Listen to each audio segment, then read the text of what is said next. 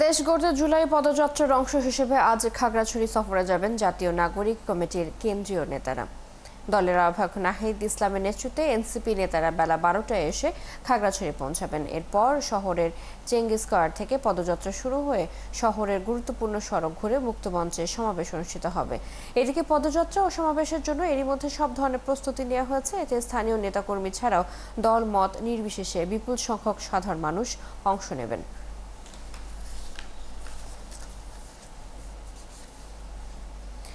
এনসিপির পদযাত্রার প্রস্তুতির খবর জানাতে খাগড়াছড়ি থেকে আমাদের সাথে যুক্ত হচ্ছেন সহকর্মী রূপায়ণ তালুকদার। রূপায়ণ, এনসিপির নেতারা এখন কোথায় অবস্থান করছেন, কখন এসে তারা পৌঁছাতে পারেন এবং একই সাথে পথসভার প্রস্তুতি কেমন দেখছেন, সব মিলিয়ে জানাবেন। সেটি আপনি যেমনটি বলছিলেন, এই এনসিপির নেতাকর্মীরা শুরুতে পদযাত্রা করবেন।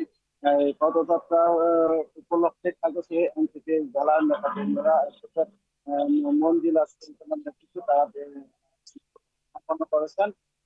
যেখানে তারা জনসমাবেশ করবেন। আমি এই মুহূর্তে সেখানে আছি, কাগজে প্রাণকেন্দ্র ছাত্র সত্ত্বেও মুক্ত মঞ্চ তারা অলরেডি সাজিয়ে রেখেছেন এনসিপি নেতাকর্মীদের মধ্যে। আর আমরা যে বিষয়টা জেনেছি, এনসিপি নেতা কর্মীরা এই সকাল 8টা থেকে 8:30টার মধ্যে চট্টগ্রাম থেকে ছেড়ে এসে খাগড়াছড়িতে প্রবেশ করবেন এবং খাগড়াছড়ি চট্টগ্রাম সীমান্তবর্তী মায়াতিলা আর্মি ক্যাম্পে তাদেরকে খাগড়াছড়ি নেতা কর্মীরা রিসিভ করবেন। সেখান থেকে তারা শোভাযাত্রা সহকারে খাগড়াছড়িতে এসে খাগড়াছড়ি আর অন্যতম প্রাণকেন্দ্র চেঙ্গি স্কয়ারে এসে ওখান থেকে তারা পদযাত্রা শুরু করবেন। পদযাত্রাটি খাগড়াছড়ির মূল শাপলা চত্বর এবং বিল্ডিং হয়ে মুক্ত মঞ্চে এসে সমাবেশ করবেন। তো সমাবেশকে ঘিরে আহ,